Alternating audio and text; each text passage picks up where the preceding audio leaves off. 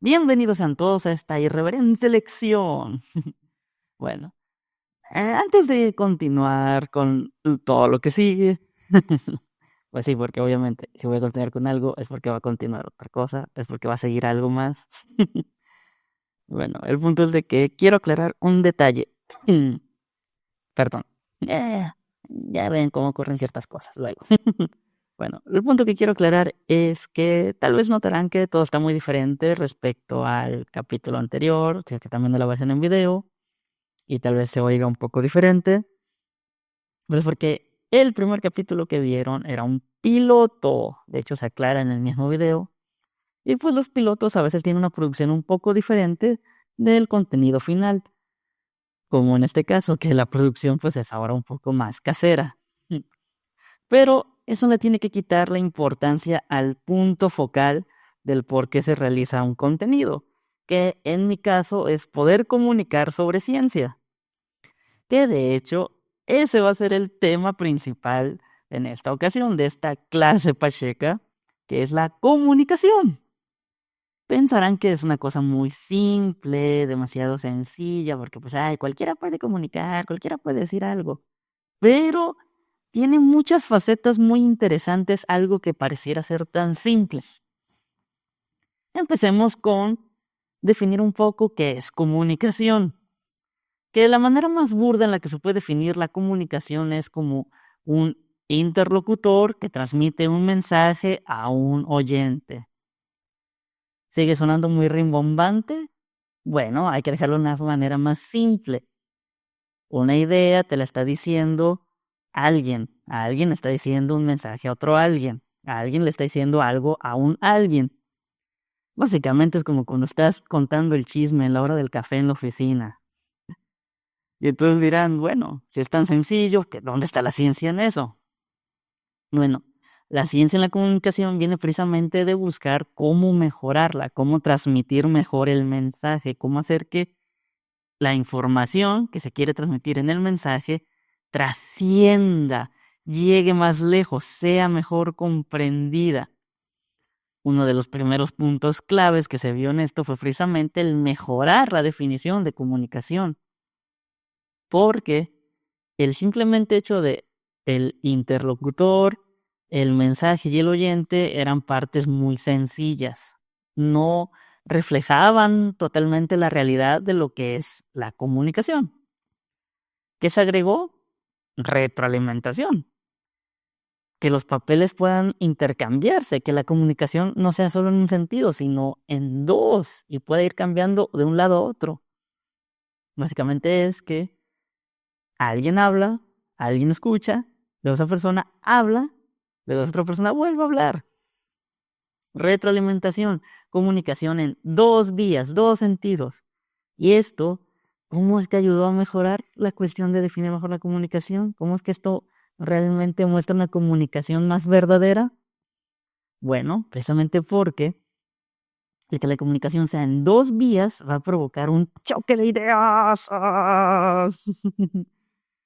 Las ideas van a ponerse una contra la otra, va a poderse generar un debate, va a poderse llegar a alguna conclusión. Tal vez se concluya que no estamos de acuerdo, acordamos no estar de acuerdo, pero eso lo concluimos luego de que nuestras ideas se enfrentaron una a la otra, de que hubo un intercambio que precisamente ayudó a adquirir nuevas perspectivas, nuevos conocimientos. Tal vez tú nunca habías visto el punto del inicio de la plática desde la perspectiva de la otra persona, nunca te habías imaginado que podría existir esa otra manera de ver un mismo concepto. Es como cuando pones a dos personas a ver una pintura abstracta. Ninguno de los dos te va a llegar a un acuerdo. Y probablemente ese es el acuerdo al que llegaron, que cada quien va a interpretarlo de diferentes maneras. ¿Por qué? Porque eso fue la conclusión que llegaron. Pero la obtuvieron luego de informar esta idea el uno al otro, de dar sus puntos a entender, de captar qué está diciendo el otro, de ver, oh, ¿sabes qué? Yo creí que el mensaje en esta pintura era uno, pero nunca me imaginé que también pudiera interpretarse de la manera en que tú me lo dices. Y eso es lo bello de la comunicación.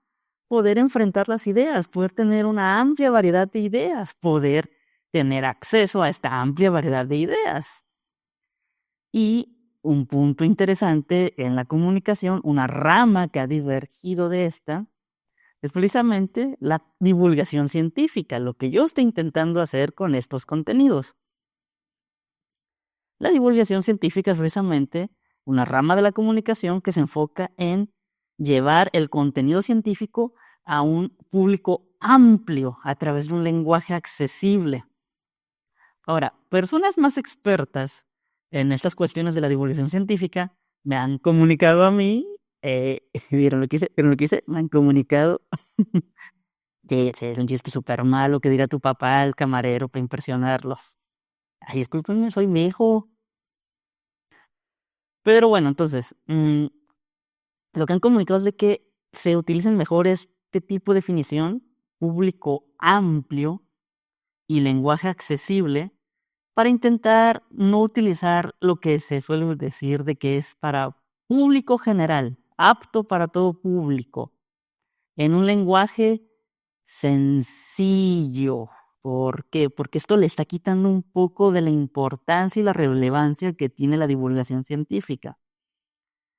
Eh, Hubo alguien, un divulgador, que es un profesional en la divulgación, ha escrito varios libros, Sergio de Regules, que ha dicho que la divulgación no es simplemente tomar algo y simplificarlo, no es hacer que algo complejo sea sencillo de digerir, es hacer que sea accesible, que sea vivo, que se demuestre que puede ser entendido. Y eso es precisamente lo que intenta la divulgación científica. No es simplemente tomar una idea y resumirla y hacer que suene súper sencilla y digerible. No, es tomar una idea, analizarla, transformarla y comunicarla de una manera que sea accesible, que muchas personas diferentes puedan llegar a ella de manera fácil. Pero no solo eso, no solo resumir, no solo simplificar, es transformar, comunicar y permitir que el mensaje sea entendido. Y el punto muy importante, amplio público, no público general, no para todo público. ¿Por qué? El ser humano es megadiverso. Hay una cantidad enorme de factores que afectan el cómo pensamos, nuestra crianza, nuestro entorno, las amistades que hemos tenido, nuestra educación, nuestros maestros, nuestros padres, nuestra genética, si tenemos algún trastorno neurodivergente, si somos autistas, si tenemos TDA, si tenemos algún trastorno mental distinto, nuestro nivel socioeconómico, nuestro acceso a la cultura, el contenido al que somos expuestos. Y eso solo es por listar unos cuantos. Toda esa enorme cantidad de factores se terminan uniendo para crear una amalgama toda rara a la que podemos llamar la mente de un individuo. Y es precisamente que incluso en un grupo de personas que tú pudieras decir pertenecen a un mismo grupo, pueden tener maneras de pensar tan diferentes y únicas que van a captar los mensajes de diferentes formas. Es por eso que la divulgación científica trata de lograr esto, de comprender un poco el hecho de que el humano es mega diverso y por eso tenemos que buscar una manera en que nuestra información que queremos hacer llegar a la gente sea capaz de ser comprendida por la mayor cantidad de gente. Por eso un lenguaje accesible, no un lenguaje simplón, no un lenguaje sencillo, un lenguaje accesible, un lenguaje que pueda ser comprendido por la mayor diversidad de personas. Y para eso se tiene que estudiar bastante hacia qué público quieres dirigir las cosas. ¿Ya vieron que comunicar sí es una ciencia, no es tan simplón? Y ni qué decir de los publicistas. Esos sí son expertos en hacer llegar un mensaje y que quede grabado en la mente.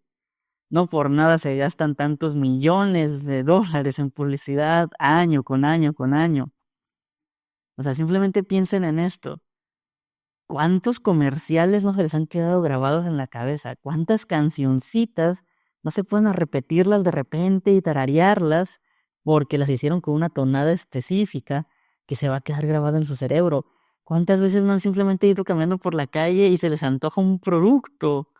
Pero es porque la publicidad les llegó al cerebro. ¿Por qué porque alguien estudió la manera en cómo un mensaje va a ser fácilmente entendido, va a ser accesible a la mayor cantidad posible de un público mega diverso, va a penetrar en el cerebro, va a quedarse grabado ahí y luego se va a empezar a comer tus ideas y se va a implantar ahí y va a crecer y por eso vas a comprar 40 litros de Coca-Cola aunque solo caben 2 en tu refri. Ven, ciencia en todo, ciencia hasta en cómo es que tu teléfono en este momento te está escuchando para saber qué anuncios ponerte y que esos anuncios penetren en tu mente. Apaga el micro, apaga el micro. Pero bueno, dejando de lado un poco las teorías conspirativas, que a mí me gustan mucho, regresemos un poco a enfocarnos a el comunicar. Ahora, el punto más importante en poder comunicar es transmitir la información. Esta información tiene que llegar a nuestro oyente y éste la tiene que recibir. Y el ser humano a lo largo de su historia no solo buscó transmitir el conocimiento o la información en el momento, al instante, ha buscado preservarla, ha buscado que esta información perdure y pueda ser transmitida no solo a la persona directa que está frente a él, sino a otras personas que estén más lejos. Y no solo espacialmente, no solo físicamente, sino personas que estén separados de ellos en el tiempo. Crear un legado a través del conocimiento que han adquirido.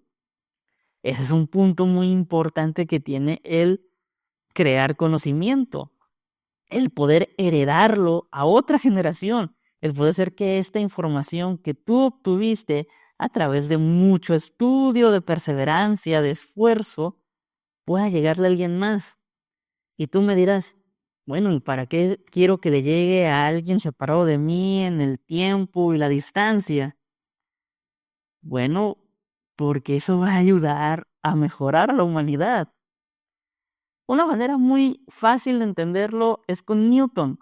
Newton en una carta dijo, si he llegado hasta donde estoy, es porque yo me he parado en los hombros de gigantes. Con esto Newton se refería a que todos sus logros científicos fueron gracias a que hubo gente antes que él, que descubrió ciertos conocimientos, que descubrió otras cosas antes que él, lo preservó, lo comunicó, se aseguró que llegara a más personas. Y entonces ese conocimiento pudo llegar a Newton. Y Newton, usando esas bases que alguien más creó, pudo trascender, pudo llegar más lejos, pudo encontrar algo nuevo.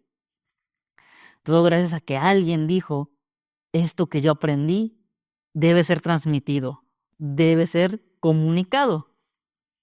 Y algo que a mí me gusta mucho como ejemplo de esto es Doctor Stone.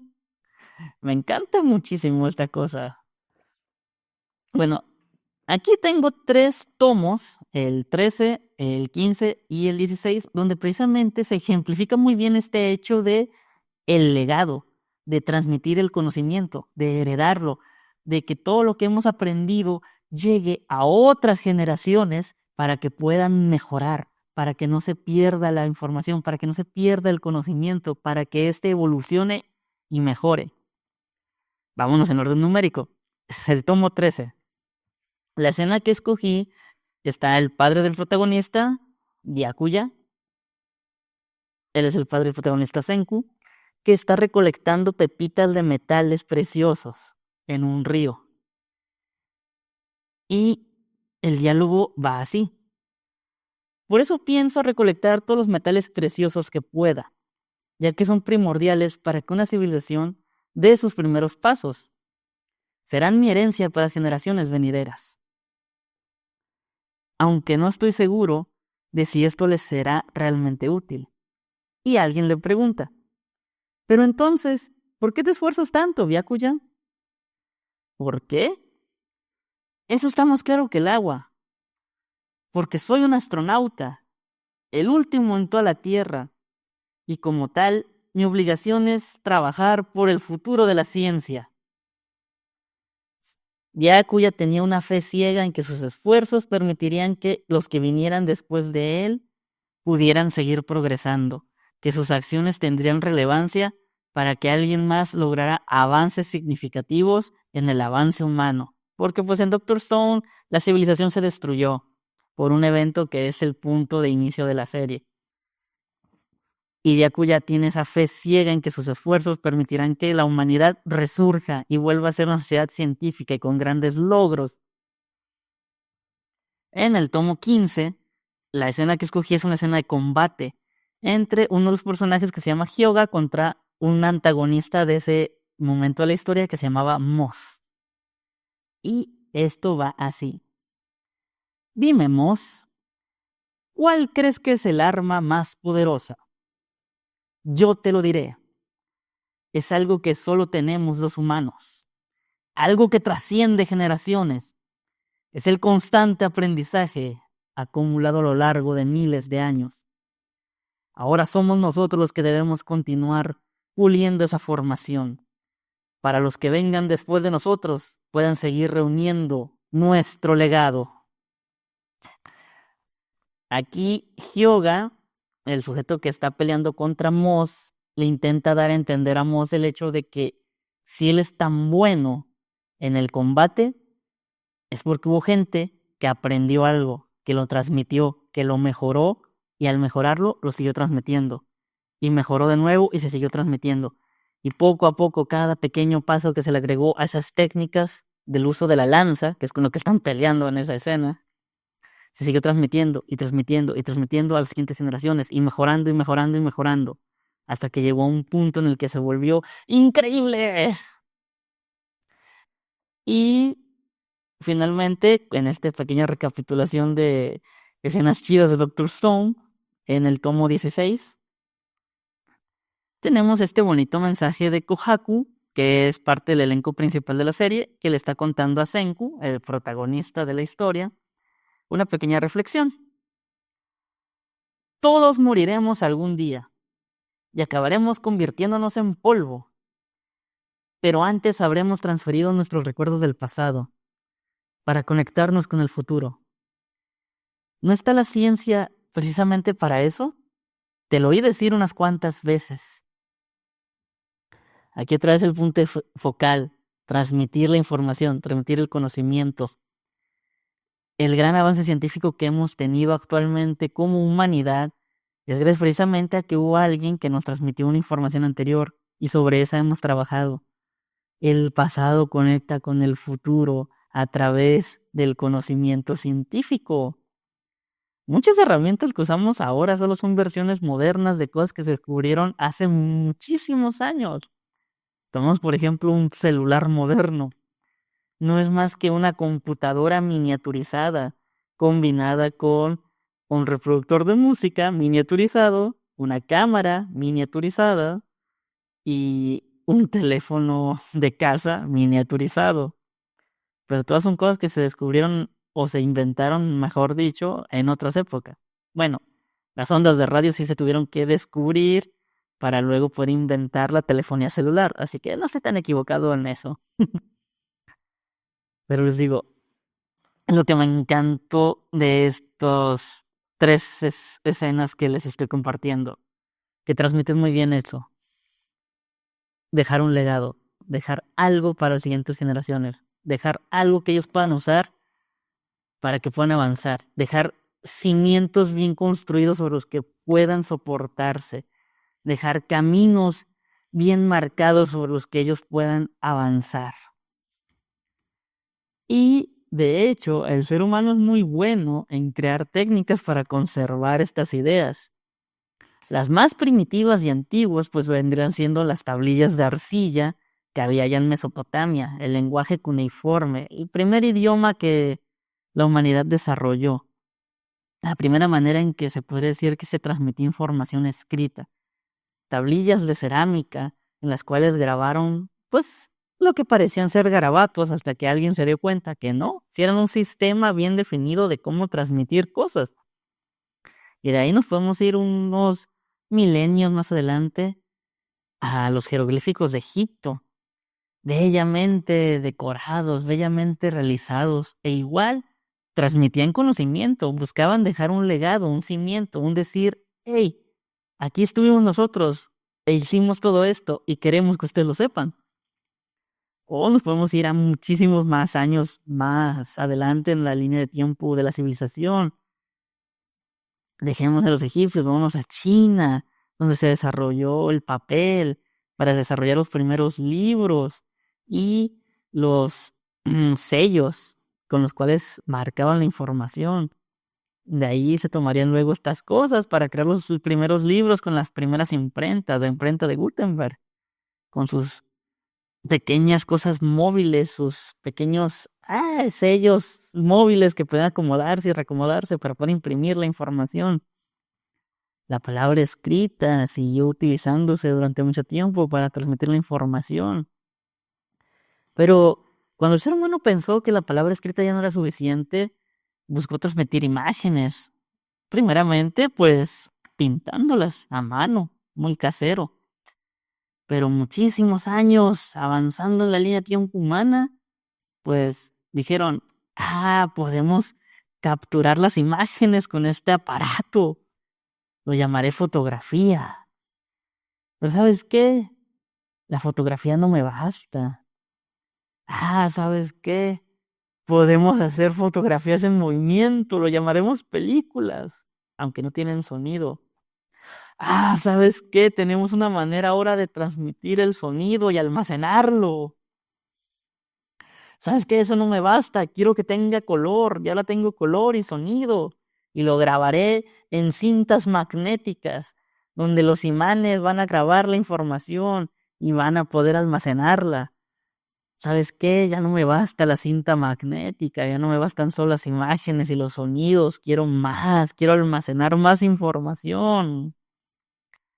Quiero procesarla, quiero editarla, quiero modificarla. ¿Sabes qué? Vamos a crear algo llamado computadora, que igual va a usar cintas magnéticas en una primera instancia. Pero ahora mira, puedo editar la información, puedo manipularla, puedo jugar con ella. No, qué chida la computadora, pero quiero más, soy humano, deseo más, soy ambicioso, quiero lograr más, quiero trascender. ¿Sabes qué? Dejemos la cinta magnética. Ahora tenemos disquetes.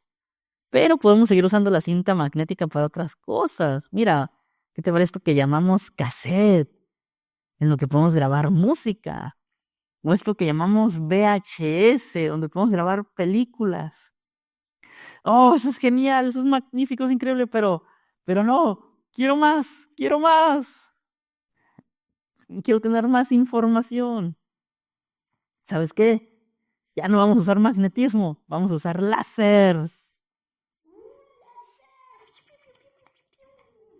Vamos a grabar información con el láser y se va a leer a través de la luz. Y lo llamaremos CD. Y sabes que las computadoras también van a tener almacenaje más grande. Vamos a crear discos sólidos. Porque, ¿qué? ¿Cómo? ¿Discos sólidos? ¿Qué es eso?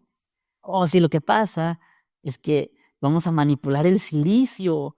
Vamos a crear circuitos con los cuales vamos a manipular cómo los electrones se mueven.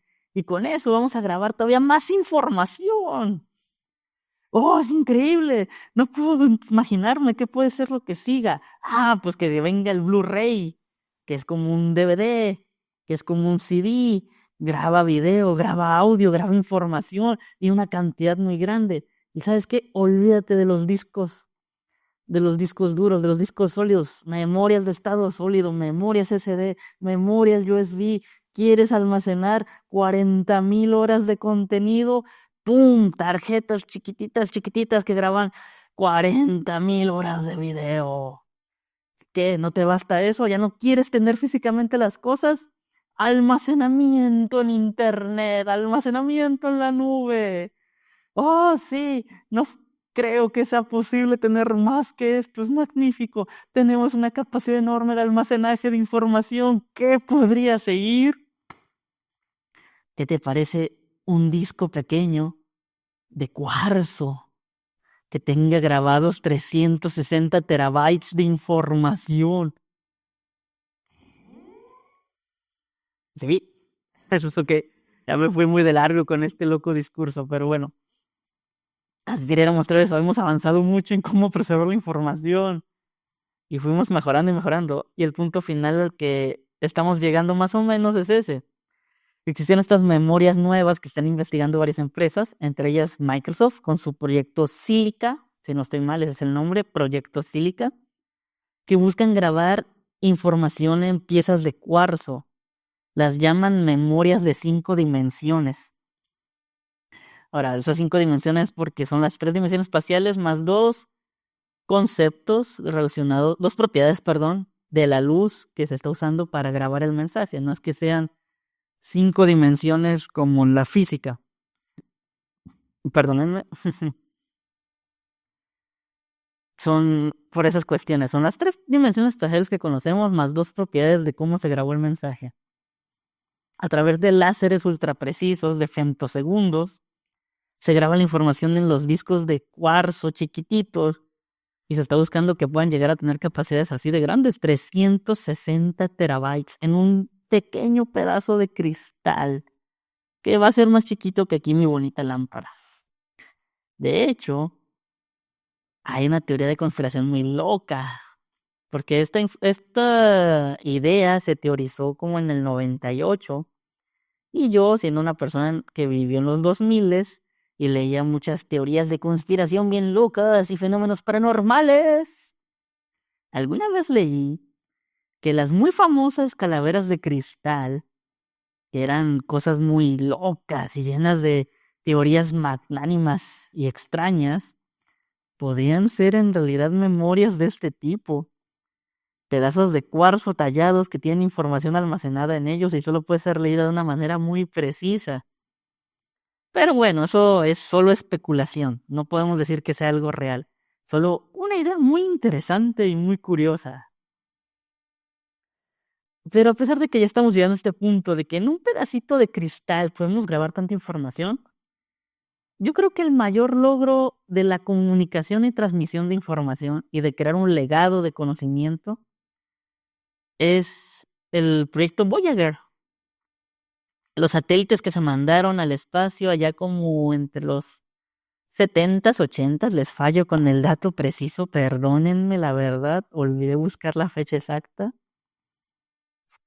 Pero dejémoslo en que son 2 satélites que se mandaron al espacio, donde hay discos de oro y también placas de oro con información de cómo encontrar la Tierra y que tienen información de toda nuestra cultura como humanos hasta la época en la que se hizo el proyecto, obviamente, porque ya hemos avanzado mucho como civilización desde entonces, hemos logrado nuevas cosas. ¿Y por qué considero que este es el mayor logro? Porque esa información está viajando al espacio y está intentando comunicarse con otras civilizaciones. Muchos expertos que fueron liderados por Carl Sagan y Francis Drake, sí, si no estoy mal se llamaba Francis Drake, el otro que era uno de los líderes del proyecto, buscaron eso precisamente, una manera sencilla y accesible de comunicar a otra civilización qué somos como especie, qué es la humanidad, qué es la Tierra, qué es nuestra civilización. Hasta ese punto lograron crear algo que dijeron, ok, este es un buen consenso, esta es una buena manera que lo vamos a expresar. El disco de oro que está en los Voyager contiene saludos de la humanidad en 55 idiomas diferentes, fotos de una enorme cantidad megadiversa de cosas de la cultura humana, varias canciones en diferentes idiomas de diferentes países, el sonido de las ballenas comunicándose y muchas, muchas fotos de cosas diferentes. Pero hay una cosa que considero que es el mensaje más humano posible. Las ondas cerebrales de una mujer, de Anne Druyan. ¿Por qué digo que es el mensaje más humano posible? Bueno, sus ondas cerebrales se captaron, se almacenaron y se transfirieron en el disco, y ella declaró en una ocasión que estaba pensando en la humanidad como civilización en cómo era la Tierra, en su belleza, en el futuro que le podría ocurrir, en qué podría pasarle si las cosas no salían bien, cómo podríamos causar la destrucción del mundo si no corregíamos ciertos errores de la humanidad. Pero que uno de sus pensamientos finales era precisamente pensar en el amor. Pero es que considero que esas ondas cerebrales son el mensaje más humano posible. Es una manera científica de transmitir ese concepto tan abstracto que llamamos amor. Pero bueno, así como una moneda tiene dos lados, y también está el concepto del yin y el yang en la filosofía oriental, todo opuesto se complementa con su opuesto. Hay una cosa que es el lado contrario a lo que hemos discutido hasta ahorita. Ahorita hemos hablado de cómo preservar el conocimiento, pero han habido maneras de intentar destruirlo, de intentar ocultarlo, de evitar que se transmita. Un ejemplo que a mí me gusta mucho, aunque es un efecto ficticio, que permite mostrar esto, precisamente, el tratar de ocultar la información, es el siglo vacío en One Piece, que es un anime y manga muy famoso, que también tiene su adaptación en Netflix, que está muy buena, me sorprendió que estuviera tan buena. Pero bueno, dejando de lado eso, este concepto del siglo vacío en One Piece se refiere a que en el mundo de One Piece existe un gobierno mundial y ellos eliminaron 100 años de historia de la humanidad de esa obra de ficción para conservar su poder. Cada cultura y cada civilización de ese mundo perdió 100 años de avance, de conocimiento, de legado. Y todo solo para poder ser manipulados más fácilmente por la élite del poder. Y lo peor de todo, uno de los crímenes más grandes que existe en el mundo de One Piece es tratar de investigar qué fue esa información que se perdió. Lo poco de conocimiento que quedó regado por ahí en el mundo, está prohibido que se investigue bajo pena capital.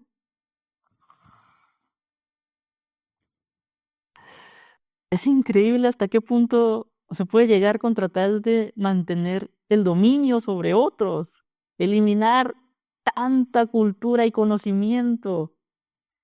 Y tal vez algunos de ustedes digan, bueno, pero es una obra de ficción, no es como que algo así ocurra en la vida real. Los niños, por algo se dice que el arte imita la realidad. A lo largo de la historia humana se ha habido muchísimos ejemplos de censura y destrucción de información y legado. Simplemente en los periodos nos podemos decir que los primeros siglos de la humanidad era muy común que una civilización dominara a la otra e intentara eliminar todo rastro de ella. Se destruían aldeas completas, se robaba la población, se la llevaba a otros lugares. Pero si queremos llegar a ejemplos un poco más recientes, un ejemplo que está muy interesante es uno que pasó precisamente en 1515. Ay, miren qué bonito el pato Donald. Bueno, en 1515 se promulgó el Índice de Libros Prohibidos por parte de la Iglesia Católica.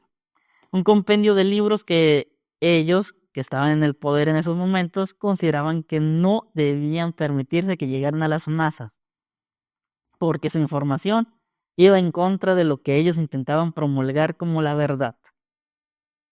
El último volumen que se creó actualizado de este compendio de libros prohibidos fue en 1948 y había un total de 4,000 títulos diferentes. 4,000 títulos que consideraban los que estaban en la cabeza del poder que no debían llegar a las masas porque los iban a alienar en contra de ellos, que los iban a poner a pensar cosas que no querían que se pensara.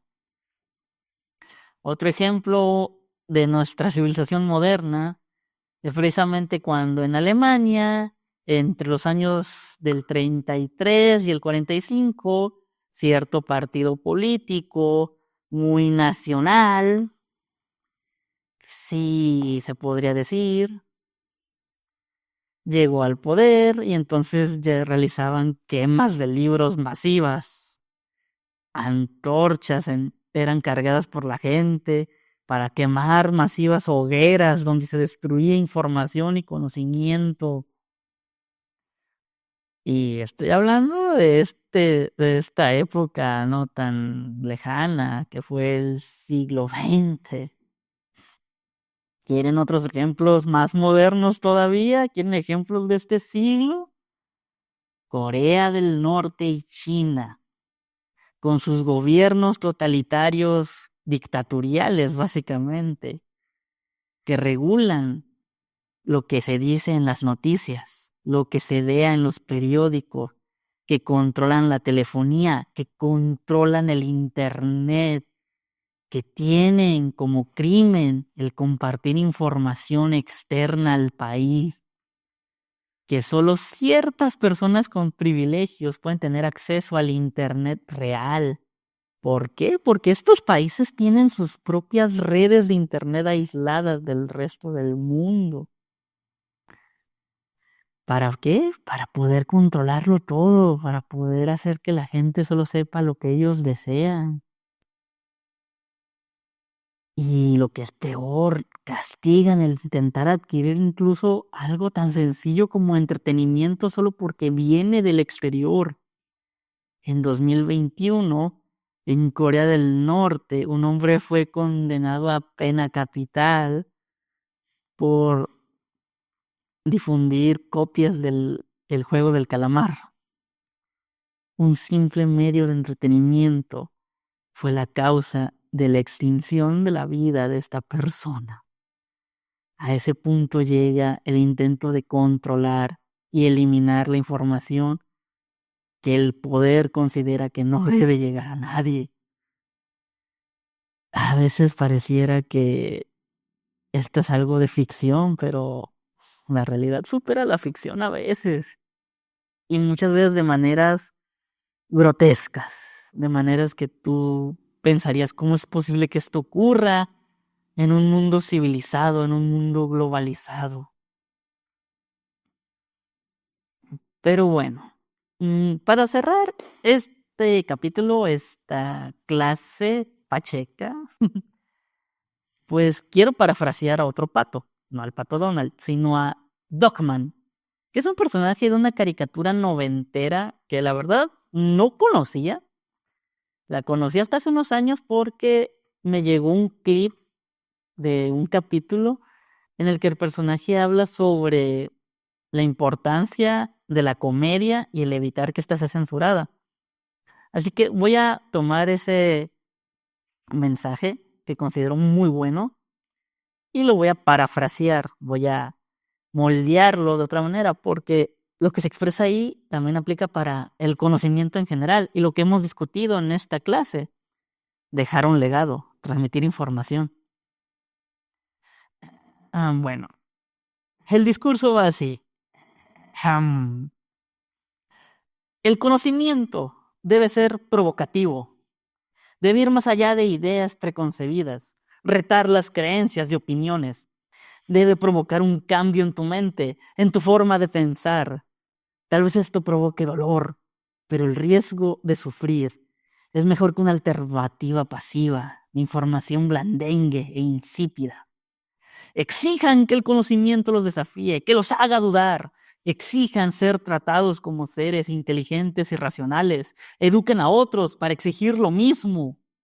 No dejen que los medios masivos, que las religiones, que los gobiernos, que algún loco en el poder que se cree superior al resto del mundo les quite el divino derecho de aprender lo que deseen. Con este mensaje es que quiero cerrar la clase de hoy. Y pues bueno, yo soy el profe Pacheco, espero haberlos educado, espero haberlos divertido Y si les gustó, compartan esta información, comuníquenla a todos los que puedan para que se cree un legado de conocimiento. Chao.